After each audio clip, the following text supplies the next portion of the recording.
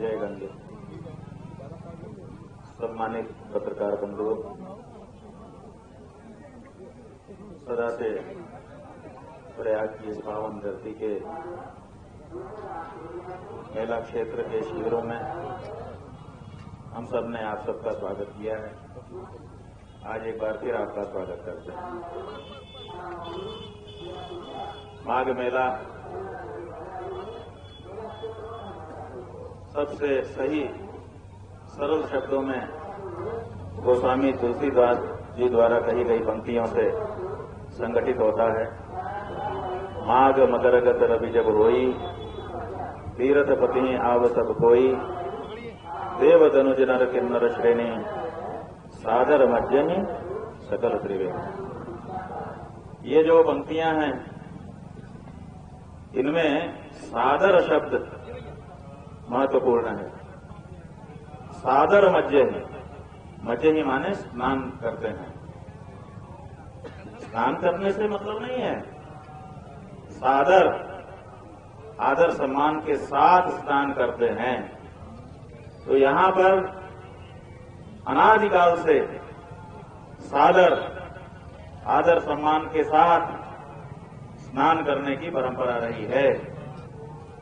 उस अनादिकाल से चली आ रही परंपरा को कल मौनी अमावस्या के पावन दिन यहां के मेला प्रशासन ने खंडित करने का कार्य किया है, जिसके लिए कभी भी उनको क्षमादान नहीं किया जा सकेगा। हर महादेव। यहां पर जो आते हैं वो सम्मानित होते हैं। जो सम्मानित लोग हैं वो भी आते हैं, और जो यहां आ जाते हैं वो सम्मानित हो जाते हैं, क्योंकि यहां आने के बाद उनकी प्रकृति परिवर्तित हो जाती है। उनका कल्पवास माने उनका कायाकल्प हो जाता है। इसलिए जब यहां से लौटते हैं तो वो भी सात्विक बन के, साधु बन के, संत भाव के बन करके वापस जाते हैं। इसलिए वो भी सम्मानित होकर के जाते हैं। जो असम्मानित है वो भी यहां आकर के जब सम्मानित होकर के चला जाता है, तो फिर सम्मानित व्यक्तियों का असम्मान करने का कार्य यहां पर बैठा प्रशासन कैसे कर सकता है। लेकिन ये किया गया। एक ही प्रश्न सबके मन में है कि आखिर ये क्यों किया गया। बहुत सारे लोगों ने कल से लेकर के आज तक प्रतिक्रिया व्यक्त की है। अधिकतर लोग ये समझ नहीं पा रहे हैं कि आखिर ये क्यों किया गया होगा। बहुत से लोगों के मन में ये भाव है कि इस समय जो मेला प्रशासन है वो उत्तर प्रदेश सरकार के द्वारा नियंत्रित किया जाने वाला प्रशासन है। उत्तर प्रदेश की सरकार तो एक भगवा कपड़ा पहनने वाले व्यक्ति, जिनको कोई साधु, कोई संत, कोई योगी, कोई धर्माचार्य कहता है, उनके नियंत्रण में है। तो किसी साधु संत के, योगी के, धर्माचार्य के नियंत्रण में रहने वाला जो मेला प्रशासन है, वो किसी आचार्य का, किसी संत का अपमान कैसे कर सकता है। ब्रह्मचारियों के, सन्यासियों के, बालकों के, मातृशक्ति के, बुजुर्ग के ऊपर क्रूर प्रहार कैसे कर सकता है। ये एक बड़ा प्रश्न सबके मन में कल से गौंध रहा है। जवाब कोई नहीं दे रहा है। हमें बताया गया कि माघ मेला प्रशासन ने कल 4 प्रेस कॉन्फ्रेंस की है। आप उसके साक्षी बने होंगे। हम जो कह रहे हैं वो सही कह पा रहे हैं, सूचना हमारी सही है कि गलत, ये तो आप ही तय करेंगे। 4 प्रेस कॉन्फ्रेंस एक दिन में की गई है, ये बताने के लिए कि हमने क्या किया है, अपना कारनामा, अपना कीर्ति चक्र प्राप्त करने के लिए। लेकिन क्यों किया, इसका कोई जवाब किसी के पास नहीं। कहते हैं कि शंकराचार्य जी आए, उनके लोग उद्दंडता कर रहे थे, उन्होंने बैरिकेड तोड़ दिए। पहला आरोप लगाया गया है। सीसीटीवी की फुटेज उन्हीं के कब्जे में है, हमारे कब्जे में नहीं है। उसको अभी तक सार्वजनिक नहीं किया गया है। किया जाना चाहिए था। कल की 4 प्रेस कॉन्फ्रेंस में किसी एक में तो करना चाहिए था। हम अपने शिविर से पुलिस अभिरक्षा में निकले हैं। सबसे आगे इस थाना के जो प्रभारी हैं, जो हमारे पास आए थे, उन्होंने हमको बताया था कि आपको स्नान कराने के लिए हमारी ड्यूटी लगाई गई है, हम आपका नेतृत्व करके चलेंगे। हम उस समय अपने कार्यकर्ताओं की पहचान के लिए, अपने परिवार की पहचान के लिए पीला दुपट्टा बांट रहे थे। हमने उनको भी दिया, उन्होंने उसको धारण कर लिया, ये कह करके कि हम आपकी ड्यूटी में है, इससे इसका पता चलेगा। उन्होंने अपनी वर्दी के ऊपर उसको भी धारण किया हुआ है, आप सीसीटीवी फुटेज में देखेंगे। और वो सबसे आगे नेतृत्व करते हुए चल रहे थे, उनके साथ के सिपाही उनके अगल बगल थे, उनके पीछे पीछे हमारा पूरा समुदाय अपने शिविर से निकलने से लेकर संगम तट पर रोके जाने तक उन्हीं के नेतृत्व में चला है। कहीं भी वो पीछे नहीं हुए। तो जब एक सरकारी अधिकारी स्वयं हमको लेकर के जा रहा है, वही सबसे आगे चल रहा है। जहां बैरिकेड की बात कर रहे हैं, वहां पर भी बैरिकेड पर जो ड्यूटी लगी पुलिस थी, उससे उन्होंने ही बात की है, उन्होंने ही खुलवाया है। और उसके बाद हम लोग आगे बढ़े हैं, तो फिर हमारे ऊपर ये आरोप क्यों लगाया जा रहा है? और साथ ही साथ अगर पुलिस ड्यूटी में जो पायलट करके हमको लेके जा रहा था, उनका व्यक्ति अगर हमारे लोग उद्दंडता कर रहे थे, उसको ये लगता कि ये उद्दंडता कर रहे हैं, तो वो हमारे पास आता, कहता कि आपके लोग सही नहीं चल रहे हैं, हम आगे आपका नेतृत्व नहीं कर पाएंगे। लेकिन उसने तो ऐसी कोई शिकायत हमसे नहीं की, वो तो लेके गया। और किसी भी पब्लिक के एक भी व्यक्ति ने कोई शिकायत नहीं की शंकराचार्य जी के कारण हमें कोई दिक्कत है, बल्कि लोग प्रसन्न हो रहे थे, हर हर महादेव के नारे लगा रहे थे, जयकारा कर रहे थे, प्रणाम करके आशीर्वाद प्राप्त कर रहे थे। तो ये आरोप बिल्कुल गलत लगाया गया, भ्रम फैलाने की कोशिश की गई कि शंकराचार्य और उनके लोग उद्दंडता कर रहे थे। बिल्कुल हमने नियमों का पालन किया है, सदा किया है, कल भी किया है और भविष्य में भी करेंगे, क्योंकि हम मर्यादित लोग हैं। अपनी मर्यादा बनाए रखने के लिए कभी भी मर्यादा नहीं तोड़ते हैं। दूसरा, उन्होंने कहा कि इन्होंने परमिशन नहीं ली थी। आप ये बताइए कि गंगा के स्नान के लिए, संगम के स्नान के लिए किसी सनातनी को, किसी साधु को, किसी संत को, किसी धर्माचार्य को, किसी शंकराचार्य को क्या अब परमिशन लेनी पड़ेगी? प्रशासन की परमिशन लेगा तब जाकर के वो स्नान कर सकता है। ये कैसी बातचीत हो रही है? इन्होंने परमिशन नहीं ली थी। परमिशन लेकर के स्नान नहीं करेंगे। परमिशन देने का अधिकार किसी को नहीं है। ये मां हमारी है, हम उसके बेटे हैं। मां का हमारे ऊपर अधिकार है और हमारा मां के ऊपर अधिकार है। इसमें परमिशन की कोई बात नहीं है। पिता हमको पैदा करता है, वो भी मां से बात करने के लिए हमको परमिशन की बात नहीं करता कि जब तुम हमारी पत्नी से बात करोगे तो हमसे परमिशन लोगे। कभी आपने कोई उदाहरण देखा हो तो बताइए। तो मां बेटे के बीच में ये परमिशन देने वाले कौन लोग आ गए? और कैसे ये इस तरह की भाषा बोल रहे हैं? ये माघ का मेला शंकराचार्यों के द्वारा बसाया गया मेला है। यहां पर बहुत से लोग अपने पापों के प्रक्षालन के लिए आते हैं, बहुत से लोग पुण्य का उपार्जन करने के लिए आते हैं। शंकराचार्य को न तो पापों का प्रक्षालन करना है और न ही पुण्य का उपार्जन करना है। पाप का प्रक्षालन इसलिए नहीं क्योंकि उसने कोई पाप किए नहीं है, वो निष्पाप है, वो पाप से बच करके रहते हैं। और पुण्य का उपार्जन उनको इसलिए नहीं करना है क्योंकि पुण्य का उपार्जन करके स्वर्ग का भोग भोगने की उनके अंदर इच्छा नहीं है। इसलिए पाप पुण्य दोनों के लिए हम नहीं आए। हम क्यों आते हैं यहाँ पर?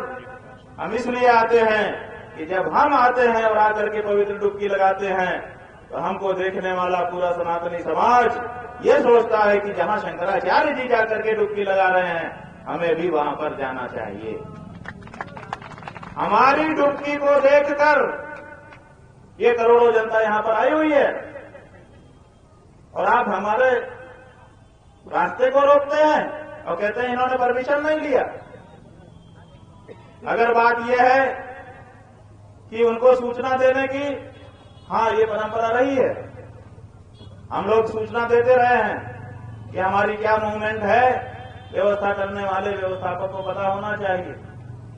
इस दृष्टि से हर मार्ग स्थान में हम लोग सूचना देते हैं। उस सूचना देने पे वो समझते हैं कि हमारी परमिशन ले रहे हैं। बहुत बड़ा भ्रम उनको उत्पन्न हो गया है। हाँ, हम सूचना देते हैं, क्यों? क्योंकि हमारे ही व्यवस्था में वो लगे हैं, ऐसा मान करके उनको सूचित करते हैं, ताकि वो उस अनुसार की व्यवस्था पहले से बनाए रखें। जो सूचना प्रतिवर्ष हमारे शिविर के द्वारा उनको दी जाती है, वो इस वर्ष भी दी गई थी। सीधे कागज ले जाकर के दिया गया, रिसीविंग नहीं देते हैं, इसीलिए व्हाट्सएप के माध्यम से उनको सूचित किया गया। हमारे जो प्रभारी हैं उनका व्हाट्सएप आप लोग चेक कर सकते हैं। 3 दिन पहले से उनको सूचना दी जा रही है, पूरा कार्यक्रम लिख करके दिया जा रहा है कि ये कार्यक्रम है, ये कार्यक्रम है, व्यवस्था बनाइए। और उनकी तरफ से फोन आकर के कहा जाता है कि कोई बात नहीं, कोई बात नहीं। तो हमने तो सूचना दी है। अगर सूचना नहीं दी होती तो भी एक बार आप कह सकते थे कि हमें सूचना तो कम से कम महाराज जी करते, आपकी शब्दावली तो अच्छी रखते। आप कहते हैं परमिशन नहीं लिया। हम कह देना चाहते हैं कि अगर प्रशासन ये शब्दावली वापस नहीं लेता है कि साधु संत परमिशन ले, तो हम प्रशासन को यहाँ पर काम नहीं करने देंगे भविष्य में। हम गंगा स्नान परमिशन लेकर नहीं करेंगे। वो हमारा जन्मसिद्ध अधिकार है और उस अधिकार को छीनने का अधिकार किसी को नहीं है, न किसी प्रशासन को है, न किसी सरकार को है और न किसी व्यक्ति को है। बंधुओं, सवाल वही बना हुआ है कि आखिर ये सब क्यों हुआ। वो कहते हैं कि परमिशन नहीं ली, हमने बता दिया। वो कहते हैं कि इन्होंने बैरिकेडिंग तोड़ी थी, हमने बता दिया। अब तो कुछ बचा नहीं। अब वो कहते हैं कि ये पालकी में थे और कहा गया कि पालकी से उतर जाइए, तो नहीं उतरे। इसमें दिक्कत हुई। तो हम आपको बता देना चाहते हैं कि शंकराचार्य जी जब भी स्नान करने के लिए गए हैं, पूरा इतिहास माघ मेले का विशेषज्ञों को बुला करके बैठाइए, वो पालकी में जाते रहे। ये शंकराचार्य जी का विशेष वाहन है पालकी। इसी पालकी में अपने शिष्यों के द्वारा श्रद्धा पूर्वक ढोए जाते हुए शंकराचार्य यात्रा करते रहे हैं। श्रृंगेरी के शंकराचार्य जी ने विजयनगर साम्राज्य की स्थापना की थी। आज भी जो विजयनगर जिला है कर्नाटक का, आप वहां जाकर के देखेंगे एक प्राचीन मंदिर बना है जिसमें 1000 साल पुराने चित्र बने हुए हैं और उसमें उत्कीर्ण है पालकी में बैठे हुए श्रृंगेरी के शंकराचार्य विद्यारण्य मुनि जी। पालकी में बैठ करके निकलते हैं। आज भी उनका जब विशेष पर्व होता है, मेले में जाना होता है, तो पालकी में बैठ करके जाते हैं। आज भी हमारे ज्योतिर्मठ में जब भगवान बद्रीनाथ जी का मठ खुलने वाला होता है, 48 किलोमीटर की दूरी है ज्योतिर्मठ से बद्रीनाथ धाम की, पालकी में ही शंकराचार्य जी की गद्दी। आज भी जबकि मोटर वाहन हो चुके हैं, आज भी पालकी जाती है और जब पट वहां का बंद होता है, नीचे पूजा शुरू होती है, तो पालकी ही शंकराचार्य जी की आती है। सरकार की अभिरक्षा में आती है, मिलिट्री सुरक्षा में लगती है। पालकी में शंकराचार्य लोग चलते रहे हैं। आप जब कुंभ का माघ मेले का इतिहास उठा करके देखेंगे तो आप पाएंगे कि जो हमारे गिरी पुरी भारती वन अरण्य पर्वत सागर तीर्थ आश्रम सरस्वती ये 10 नामी सन्यासी हैं। ये 10 नामी सन्यासी हमारी पालकी लेकर के जाते थे श्रद्धा से, किसी दबाव से नहीं, कोई नीचा दिखाने के लिए नहीं, श्रद्धा से कि हमारे गुरु जी की यात्रा है, हम पालकी में लेकर के चलेंगे। वो वहां पर पालकी लेकर के जाते थे और हम स्नान करते थे। पालकी में जाना हमारी परंपरा रही है। माघ में भी जाने कितनी बार पालकी में ही शंकराचार्य जी जाते रहे हैं। पिछले 2 वर्षों से हम खुद जाते रहे हैं। निकालिए कुछ पुराना सीसीटीवी का फुटेज, निकालिए आपके कार्यालय के फोटोग्राफ। अगर 2 साल से पालकी में हम ना जाते हो तो बताइए। आप कहते हैं नहीं परंपरा, इसको नहीं चलने दिया जाएगा। एक तरफ ये कहते हैं और दूसरी तरफ कहते हैं आइए स्वागत है। जनता को डंडा मार करके हटा करके पूरा कॉरिडोर बना दिया जाता है संगम के जल तक, और कर्तव्य दिखाते हुए साधु संत बहुत बड़ा जुलूस निकाल करके जाते हैं, उनके लिए नहीं ये बात आती है कि ये कौन सी परंपरा है, कौन सी परंपरा है कि कर्तव्य करते हुए साधु संत जाए। वो गए, हमारा कोई विरोध नहीं है, हम स्वागत करते हैं कि उनको इस तरह से ले जाया गया। लेकिन जब उनको इस तरह से ले जाया गया तो फिर हमारी पालकी को क्यों रोका गया? ये भेदभाव क्यों किया गया? दो आंख से क्यों संतों को देखा जा रहा है? आखिर दो तरह के संत हो गए हैं क्या? बस ये जो बात है ना, इसी बात में कल की घटना का सारा रहस्य छिपा हुआ है। असल में दो तरह के संत मान रहा है यहाँ का प्रशासन। एक जो चापलूसी करे, जो गलत को भी जी बहुत बढ़िया कहे, और एक जो सच बोल दे। तो सच बोल देने वाले को संगम स्नान से रोका जाएगा और चापलूसी में ठकुर सुहाती कहने वालों को भेजा जाएगा। ये जो प्रशासन की नीति है कि संतों को दो फाड़ में बांटो, ये सही नहीं है। हम इसका विरोध करते हैं। इसलिए भेद बुद्धि रखने वाला प्रशासन यहाँ का दायित्व संभालने के अर्ह नहीं है, इसको बदला जाना चाहिए। बंधुओं, एक बात हम बड़ी मार्मिक बताना चाहेंगे कि कल हमारी मृत्यु हो जाती, जो हमने पूरा दिन भर का परिदृश्य देखा, सवेरे 9 बजे से यहां से निकले थे, 9:47 पर पत्रकारों ने बताया है सीसी फुटेज देख करके कि 9:47 पर वहां पर हमारी पालकी को रोक दिया गया था। 47 मिनट को छोड़ दीजिए, उसके बाद से लेकर के शाम को 5 बजे तक का जो समय है, 5 बजे यहां ला करके हमको खड़ा कर दिया गया। इतनी देर में हमने जो कुछ इस पालकी पे बैठ करके देखा, उससे बहुत स्पष्ट है हमारी आंखों में कि कल हमारा अंतिम दिन कर देने की इनकी इच्छा थी, इनकी योजना थी कि इनको पालकी से उतारो। बार बार हमारे ऊपर यही जोर डाला जा रहा था कि पालकी से उतरो, पालकी से उतरो, पालकी से उतरो। पालकी से उतरने की इतनी बड़ी जिद क्यों? क्योंकि जैसे ही हम पालकी से उतरते, उनके 150-200 सादे जवान खड़े थे चारों तरफ। वो लोग भीड़ बन करके आते, धक्का मुक्की शुरू करते।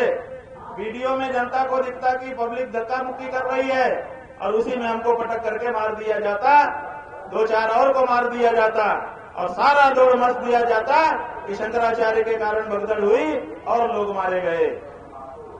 आज आपकी हेडलाइन में यही होता जैसे कुंभ में हुआ था, भगदड़ मची। भगदड़ क्यों मची? क्योंकि 1:30 बजे रात को इसी प्रशासन का, कुंभ मेला प्रशासन का एक अधिकारी माइक लेकर के बोलने लगा। लोग सो रहे थे और वो कहने लगा, बड़ी तेजी से उठाने लगा, उठो भागो, उठो भागो। और उनके लोग हाथ पैर चलाने लगे, डंडा चलाने लगे। जो लोग सोए हुए थे उनको कम से कम 1-1.5 मिनट का समय चाहिए होता है नींद बोलने के बाद अपनी स्वाभाविक प्रकृति में आने के लिए। वो उनको मिला ही नहीं। डंडा पड़ते ही से उठे और भागे, और पता चला कि भगदड़ मच गई, जिसके कारण भगदड़ हुई थी और जिसके कारण जाने कितने लोग मारे गए थे। उसके पीछे वो अधिकारी जिसने अनाउंसमेंट किया था, आप में से कई पत्रकारों ने वो वीडियो सार्वजनिक किया था, लेकिन उसकी चर्चा ज्यादा नहीं हुई। वो अधिकारी था।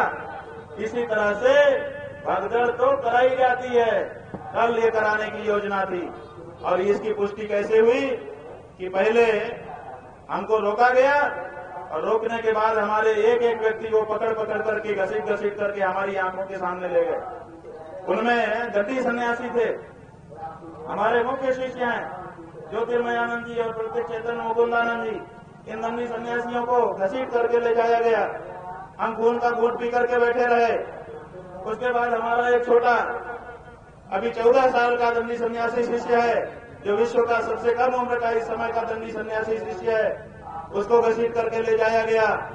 हमारी गौ माता, जिनको हम गंगा स्नान कराने के लिए ले जा रहे थे, शौक से हमारे एक विद्यार्थी ने पकड़ रखा था कि मैं पकड़ूंगा। उसको पकड़ करके पहले तो उसके बाल पकड़ के घसीटे, उसके बाद उसको पटक करके उसके ऊपर जूता रख करके मारा गया। और ये माता जी है, साध्वी जी, पूजा जी, ये बेचारी श्रद्धा से आई थी कि शंकराचार्य जी के साथ जाकर के अच्छे से स्नान कर लेंगे। हमसे पहले से ज्यादा परिचित नहीं थी, केवल एक बार दो बार पहले मिली हुई थी। इन्होंने सोचा कि हम शंकराचार्य जी के साथ अच्छे से स्नान कर लेंगे, हमारे साथ लग गई थी। इनको मारा गया। रात भर अभी अस्पताल में भर्ती रह करके तब अभी डिस्चार्ज होकर के आई हैं। अभी इनकी तबीयत तक हम नहीं पूछ पाए। ये 94 साल का बुजुर्ग, बताइए इसका ये क्या ऐसा कर देने वाला था। इस बुजुर्ग को गिरा दिया गया। अब गिरा करके इसके पूरे शरीर पर जूते से मारा गया, पूरे शरीर पर। मेडिकल रिपोर्ट है, हाथ में चोट है, छाती पे चोट है, पसली में चोट है, कूल्हे में चोट है, घुटने में चोट है, पैरों में चोट है, पूरे शरीर में जूते से दे लात इनको मारा जा रहा है। अब बताइए इनका चेहरा देखने के बाद कौन होगा ऐसा। शायद रावण भी इनके ऊपर दया कर देता, लेकिन नहीं दया आई। इसका मतलब ऐसे लोग हैं। ये माता जी हैं, इनके घुटने में चोट आ गई है। सर्वे सरस्वती जी हैं। अभी रुकिए, आप लोगों का अलग से कर लेंगे लोग। स्वामी प्रत्यक्ष चैतन्य मुकुंदानंद जी, किशोर भाई, वैष्णवानंद ब्रह्मचारी हमारे, ये नेपाल से आकर के दीक्षित होकर के सेवा कर रहे हैं। इनको इनका लंबा बाल पकड़ करके उठा करके, माने बाल को पकड़ करके ताकत से यूं उठाना, और जैसे कपड़ा पटका जाता है धोबिया पछाड़ में, वैसे इनको नीचे पटकना। और इनकी छड़ी है चांदी की, इसी को छीन करके और उसी के कुंदे से इनको बार बार मारना। जगह जगह चोट है, मेडिकल मुआयने में आया हुआ है। ऋषि तिवारी, मुकेश नाथ त्रिपाठी छोटा बच्चा है। देवकी नंदन पुरोहित राजस्थान से आए हुए हैं। दंगल सिंह गुर्जर कहाँ है? ये देखिए पीछे हैं, ये भी भर्ती थे रात भर। अंजू क्षत्रिय 80 साल के बुजुर्ग बाबा ये, और एक कृष्णा नाम का बच्चा। आगे आओ। ये बच्चा जो है, ये देखिए कितना छोटा बच्चा है, अध्ययन करने के लिए आया है। इसको ले जाकर के पीट रहे थे। इसके गले में ये पीला पहचान के लिए दुपट्टा छपा था। आप देखिए इसमें इसके नाक से खून बहने लग गया। इतना मारा इसको, वो इसमें दर्ज है। ये क्या है?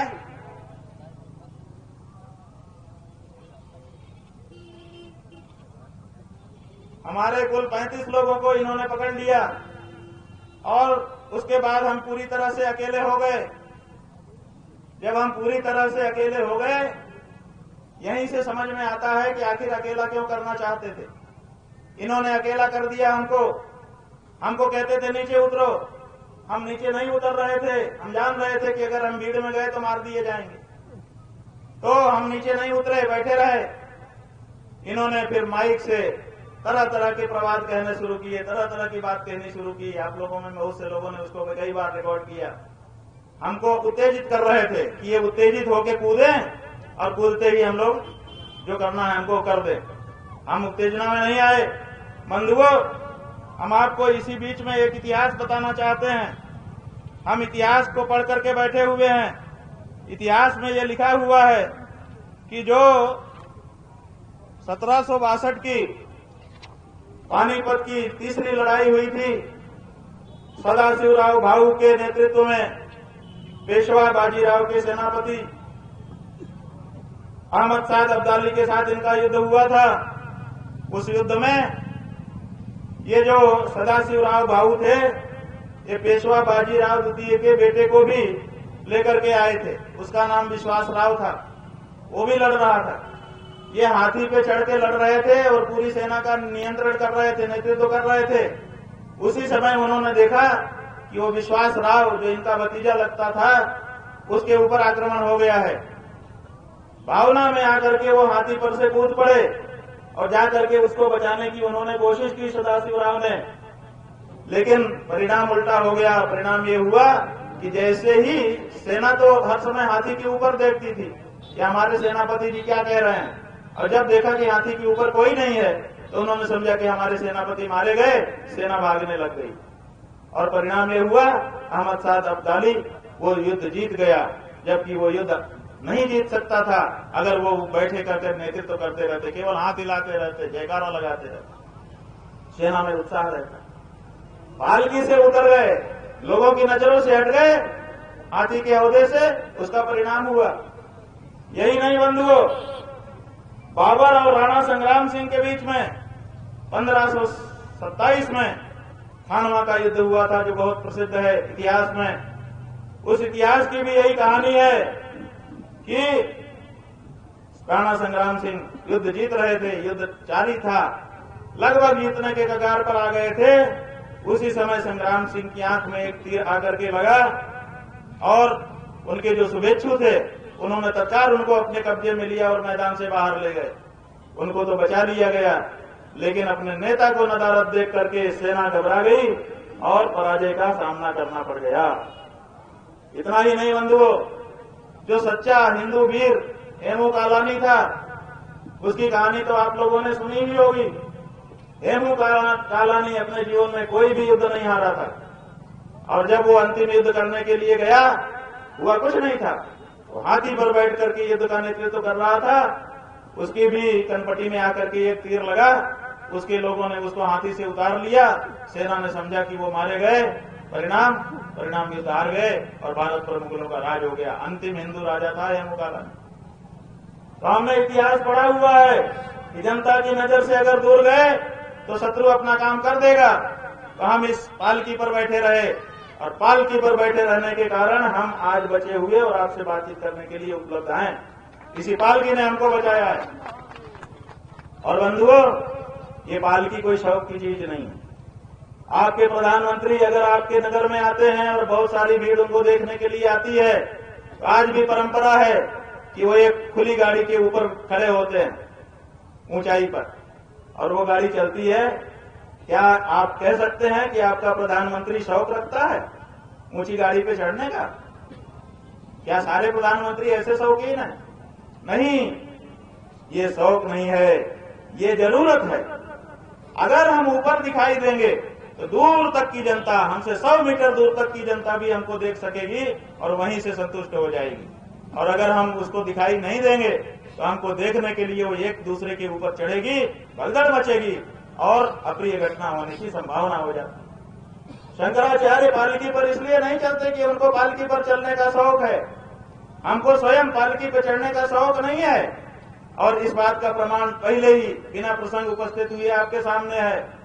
हम यहाँ पर पिछले 3 दिन से, कल का दिन छोड़ दें तो, गौ माता की रक्षा के लिए एक प्रेरणा यात्रा कर रहे हैं जो कभी किसी ने नहीं की है।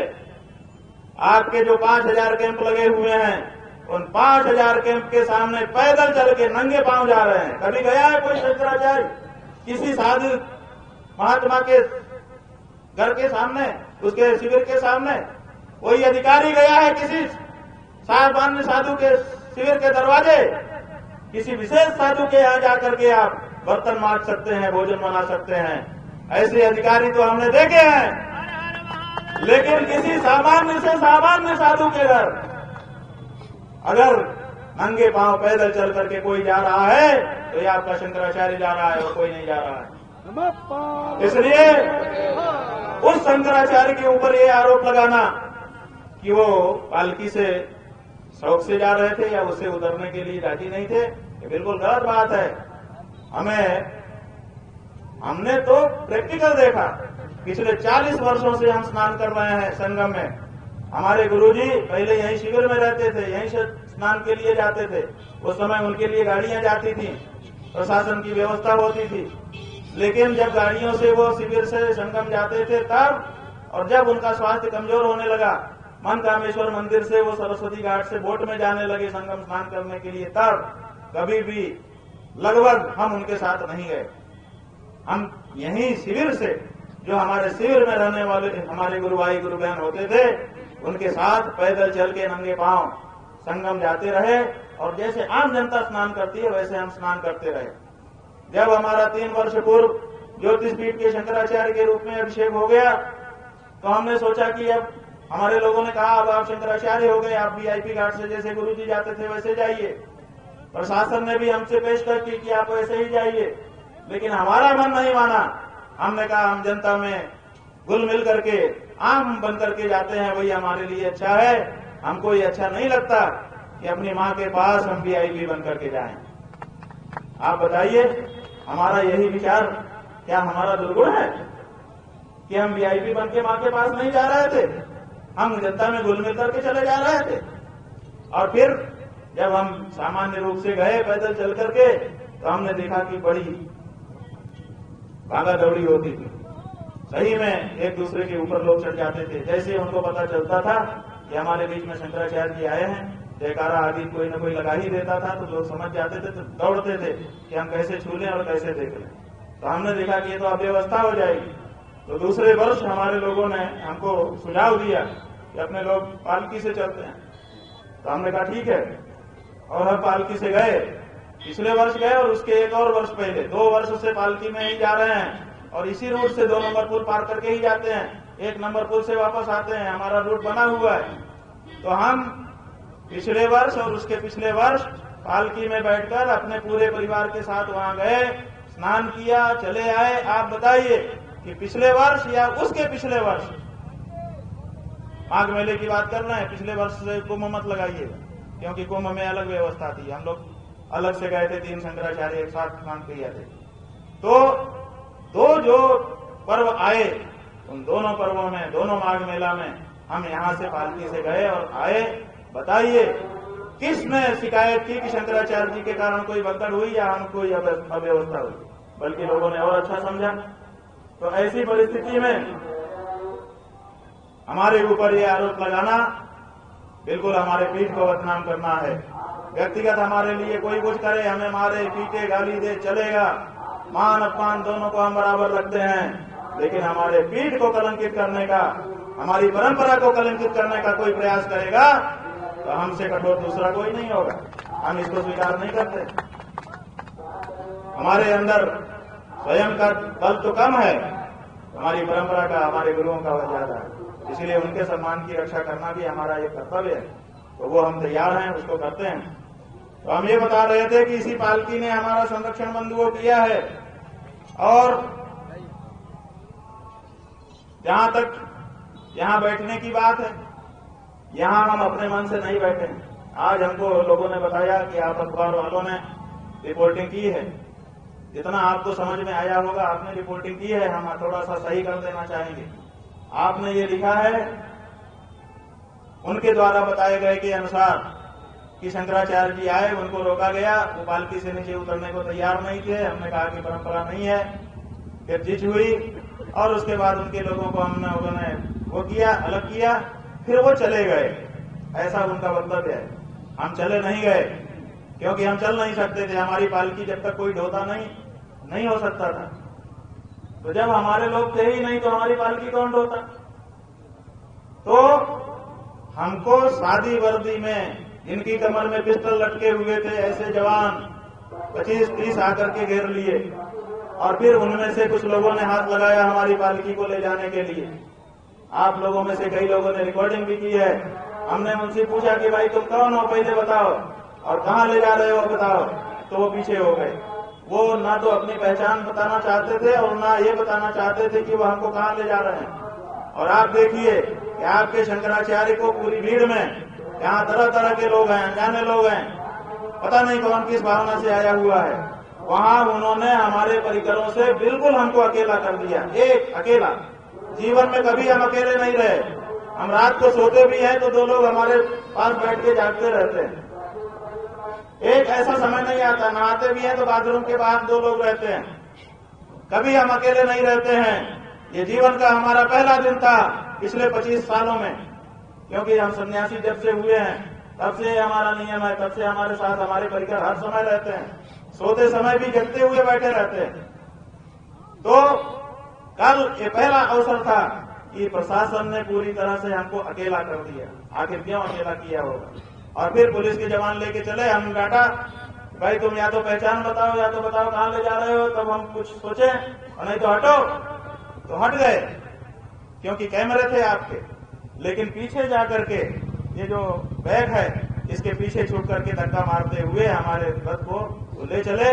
पहले तो वो ले करके गए किला पर, जहां किला की दीवार है, और वहां ले जाकर के एक ढाल पर खड़ा कर दिया, आधे ढाल पर, और उसके बाद गायब हो गए सब लोग।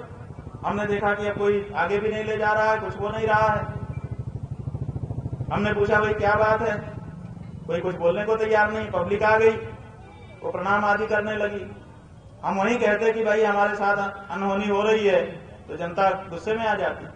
हमने किसी से कुछ नहीं कहा, बंधु को धैर्य धारण किए रहे, मुस्कुरा करके उनको आशीर्वाद देते रहे। ये कुछ नहीं दिखाया कि कुछ गड़बड़ हो रहा है। लोग प्रणाम करते रहे, घेरे रहे। हमने पूछा ये कौन सी जगह है, कोई बता नहीं पा रहा था, तो क्योंकि किला दिख रहा था, एक व्यक्ति ने कहा ये किला है। हमने कहा ठीक है। फिर 15-20 मिनट के बाद वही जवान फिर से आ गए और फिर से हमारे रथ को धक्का मारने लगे। फिर लेकर के चले, फिर एक और गली में लेकर के चले गए और वहां से जाकर के फिर खड़ा कर दिया। फिर 15-20 मिनट गायब हो गए। बाद में हमने पूछा कि कहाँ गए वो लोग, तो लोगों ने बताया वो पीछे वो झुंड बना करके खड़े हुए हैं, बात कर रहे हैं आपस में। फिर वो बात करते रहे, हम जनता के साथ हम कुछ भी ना दिखाते हुए हाथ हिलाते रहे। फिर वो लोग आए, एक बार तो नए नए चेहरे आ गए और फिर उन लोगों ने धक्का लगाया। फिर तीसरी बार ये जो 3 नंबर पुल है इसके आगे लेकर के जाकर के खड़े कर दिया और वहां पर कुछ देर हमको खड़ा रखा गया। हमने कहा भाई क्या बात है, या आखिर क्या हो रहा है हमारे साथ? तो उन लोगों ने बताया तो कुछ नहीं, लेकिन धक्का पीछे से मारते रहे, कभी कभी जनता के ऊपर चढ़ा देते थे। जनता के ऊपर चढ़ा देते थे तो हमको यही लगता था कि वो चाहते हैं कि जनता के ऊपर जब चढ़ा देंगे तो जनता उग्र हो जाएगी, तो इनको खींच के पटक देगी। हम राम राम कहते हुए बैठे थे अपनी पालकी के ऊपर, ये प्रभु आप ही रक्षा कर सकते हो। और भगवान रक्षा करते रहे, करते कराते ला करके 5 बजे शाम यहाँ हमको छोड़ दिया। जैसे उन्होंने किया था, हमने इस पालकी को सीधा भी नहीं किया, जैसे उन्होंने छोड़ा हमने कहा क्या बात है, कहाँ जा रहे हो? बोले यहीं तक हमको आदेश था। हमने कहा तो इसका मतलब तुम आदेश से लाए? तो फिर कुछ नहीं बोले। एक उसी में से आया, बोला क्या करूं, नौकरी है। हमने कहा भाई ठीक है करो नौकरी। नौकरी करने के लिए कहे, तुम अपनी माँ का हत्या करने कहे तो कर दोगे? चुप हो गया, क्या कहता वो भी बेचारा, चला गया। उसके बाद हमने सोचा हम क्या करें। हम अपने शिविर से प्रातःकाल 9 बजे भगवान की पूजा अर्चना करके, दंड का तर्पण करके बड़ी प्रसन्नता के साथ संगम स्नान के लिए निकले थे। संगम स्नान हमारी अभिलाषा था। संगम स्नान हमको अगर नहीं करने दिया गया तो अब अमावस्या तिथि जब तक नहीं होती है तब तक तो हम जहां है वहीं बैठे रहेंगे। तो सवेरे 7 बजे लघुशंका गए थे हम, उसके बाद मौका नहीं लगा था। रात को 1 बजे अमावस्या पूर्ण हो रही थी। रात को 1 बजे तक 18 घंटे हम इसी आसन पर बैठे रहे। ना तो अन्न का एक दाना खाया, ना तो एक बूंद पानी पिया और ना लघुशंका के लिए उतरे। 18 घंटे इस तरह से हमको संयम बांध करके बैठने के लिए इसने मजबूर कर दिया। क्यों मजबूर कर दिया? आप में से बहुत से लोगों ने लिखा कि शंकराचार्य जी धरने पर बैठ गए। बिल्कुल गलत बात है, हम कोई धरने पर नहीं बैठे हुए हैं। आप में से कुछ लोगों ने लिखा कि अनशन पर बैठ गए। बिल्कुल हम किसी अनशन पर नहीं बैठे हैं। हम स्पष्ट कर देना चाहते हैं, हमको तो प्रशासन ने हमारे परिकरों को हमसे दूर करके अपनी अभिरक्षा में लिया है। वो जहां छोड़ गए हैं हम वहीं हैं और वहीं बने रहने वाले हैं। अब तो प्रशासन हमको जहां ले जाएगा वहीं हम जाएंगे और जब तक ये मेला है तब तक मेला का प्रशासन है। हम हैं यहाँ पर बैठे हैं और जब मेला खत्म हो जाएगा तो दोबारा मेला लगेगा, दोबारा भी हम आएंगे, लेकिन शिविर का प्रवेश तब तक नहीं करेंगे जब तक ससम्मान न केवल हमको बल्कि हमारे 4 शंकराचार्यों के बारे में उनकी पालकी से जाने का, आने का प्रत्यक्ष प्रोटोकॉल तैयार नहीं कर दिया जाता है। और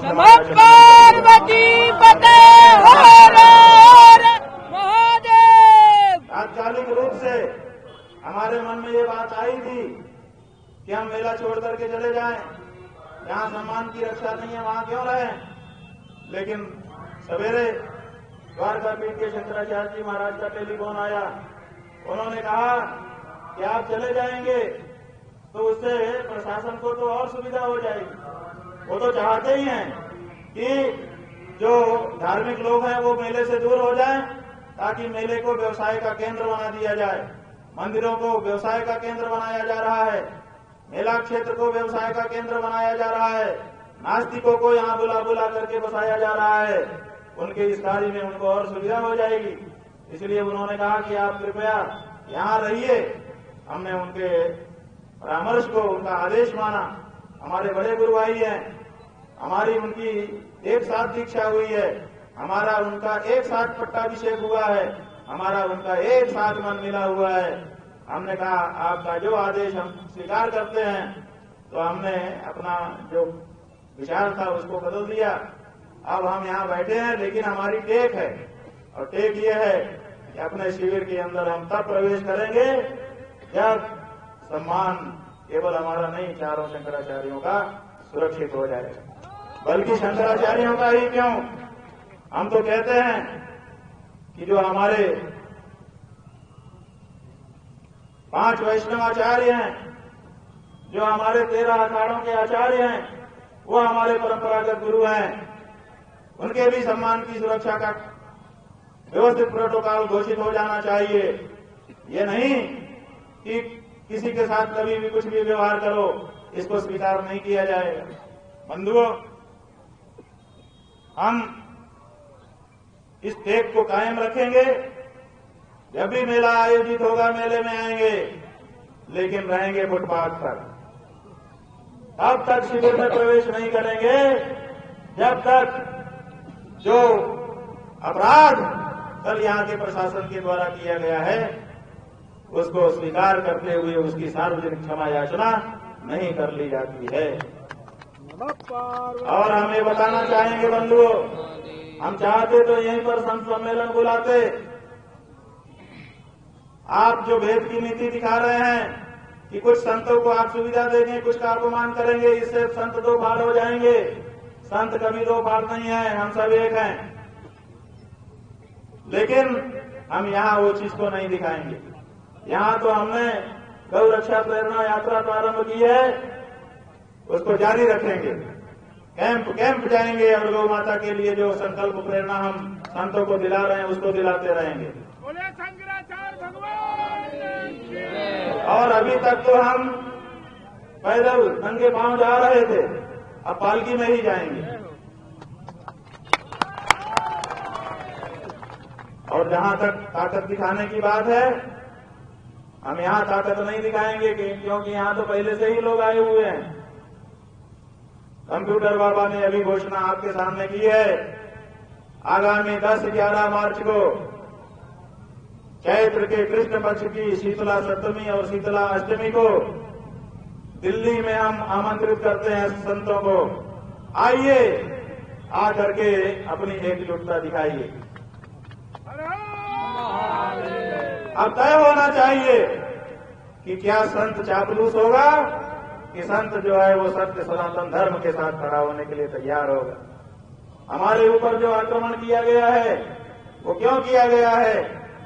पहले हमने प्रश्न उठाया था, जवाब नहीं दिया। अब हमारी तरफ से सुनिए, ये इसलिए उठाया गया है क्योंकि हम गौ रक्षा की बात कर रहे हैं और भारतीय जनता पार्टी की सरकारें गौ हत्या को बढ़ावा दे रही हैं अपने कार्यकाल में, गौ मांस के व्यापार को बढ़ावा दे रही हैं अपने कार्यकाल में, गौ मांस विक्रेताओं से चंदा ले रही हैं अपने काल में। इसलिए ये नहीं चाहती हैं कि कोई साधु संत गौ माता की रक्षा की बात करे, और हम कर रहे हैं। इसलिए इनकी आंखी किरकिरी हम बने हैं। लेकिन ये कितना भी परेशान करें, अब तो गौ माता की रक्षा के लिए जो कदम बढ़ा है वो पीछे हटने वाला नहीं है, और वो उतनी मजबूती से आगे उठेगा जितना हमारे ऊपर जुल्म होगा। करिए, कितना जुल्म करना चाहते हैं करिए, कितना अपमान करना चाहते हैं डालिए, कितनी बाधाएं डालना चाहते हैं।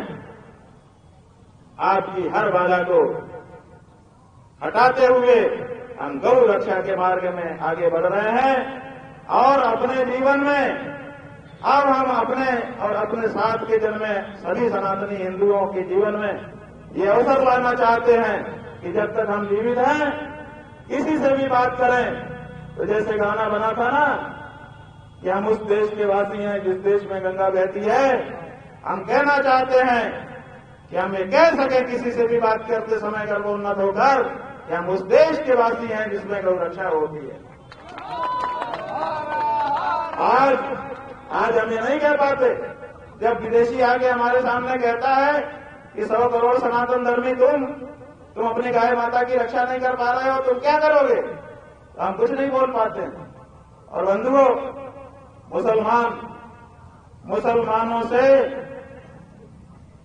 हमें परहेज है, क्योंकि उनका लगभग सब काम हमसे उल्टा उल्टा है। इसीलिए हम उनको अपने से भिन्न समझते हैं। 99 बातों से सहमत नहीं है उनकी, लेकिन एक बात ने हमको प्रभावित किया। कौन सी बात ने आपको हम बताना चाहते हैं।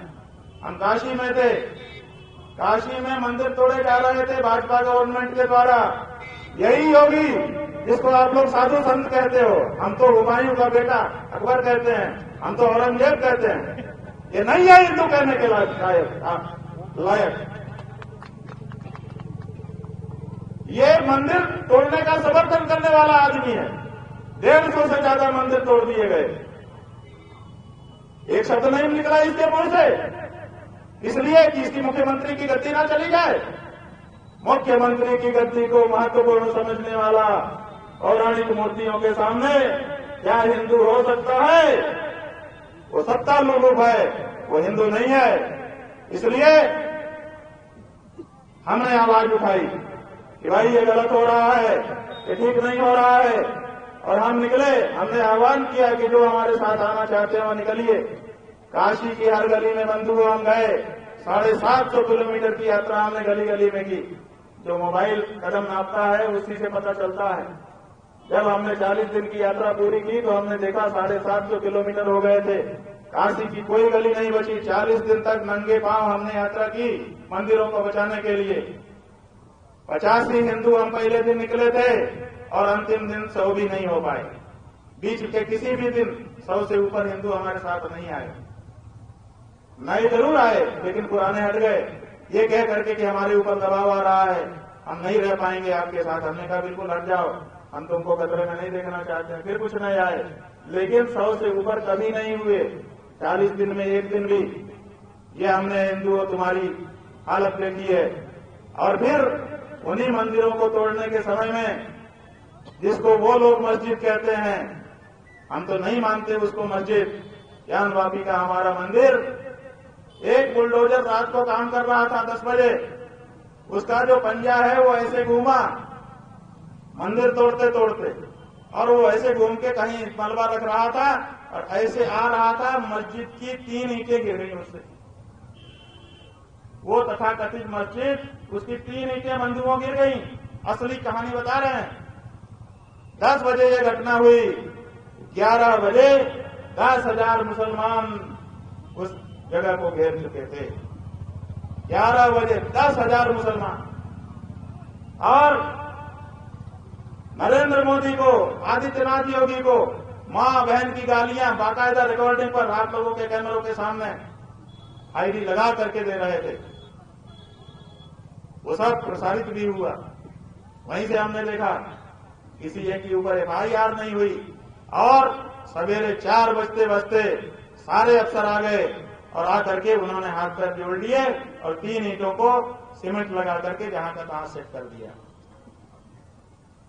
धन्य है मुसलमान, कम से कम अपने धर्म स्थानों की रक्षा के लिए वो घर से निकलता तो है। अधिकार है उन कायर और नकली हिंदुओं से जो अपने आप को हिंदू कहते हैं और गौ माता के मांस को बिक्री करके उसके चंदे से राजनीति करते हैं और अपने आप को हिंदू नेता कहते हैं। हम तो कहेंगे, मार डालोगे ना, मार डालो।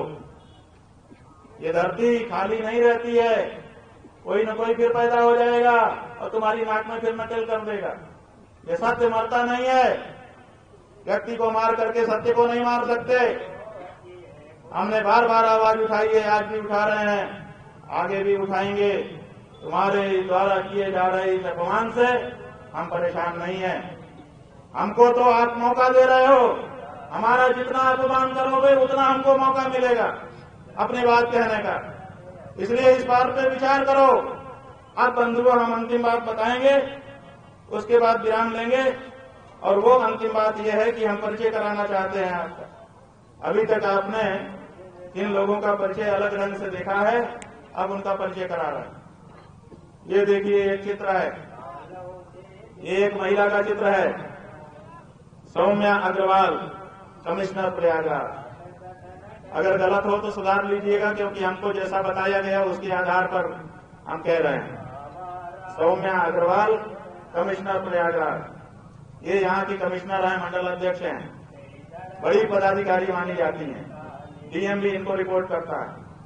अगर ये चाहती तो ये मौके पर मौजूद थी, हमने इनको सामने खड़ी हुई देखा था। है आपके लिए नहीं, तुम्हारे लिए नहीं।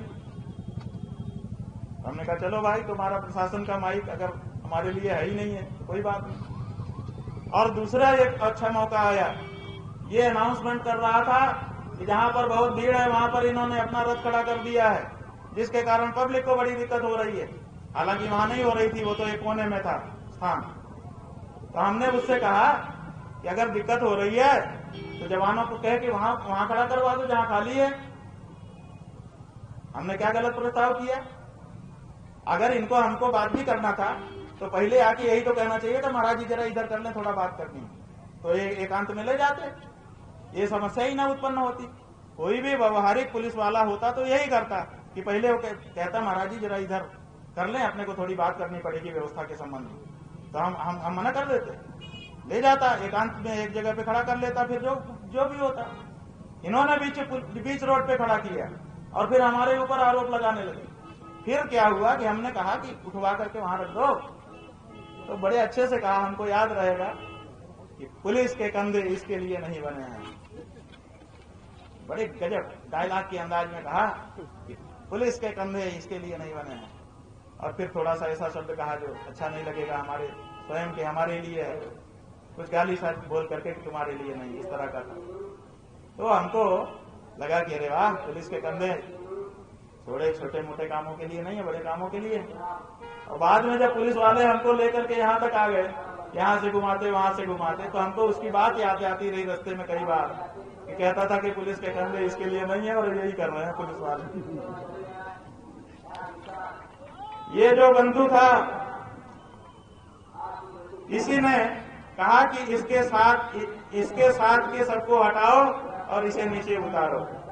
पहला आदेश इसी ने कहा था कि इसके साथ के सबको हटाओ और इसको नीचे उतारो, ये व्यक्ति। उसके बाद दो लोग और हैं, एक ये चेहरा है, ये देख लीजिए, मध्यम कद काठी का एक गोलमोल सा व्यक्ति, जैसे हमारे ये पत्रकार बंधु है लगभग इनकी कद काठी का। बताया गया ये यहाँ का जिलाधिकारी है मनीष कुमार वर्मा। हाँ, इस साइड भी देख लो भैया, ये मनीष कुमार वर्मा, नाम गलत हो सही करवा दीजिएगा, जिलाधिकारी प्रयागराज। ये भी वहां पर उपस्थित है। जिलाधिकारी एक सम्मानित पद होता है, जिम्मेदार पद होता है। आशा की जाती है, राष्ट्रपति आशा करता है कि हम जिलाधिकारी के माध्यम से पूरे जिले पर नियंत्रण रखेंगे। ये लोग राष्ट्रपति को रोज आख्या भेजते हैं, ये वहां स्वयं उपस्थित थे।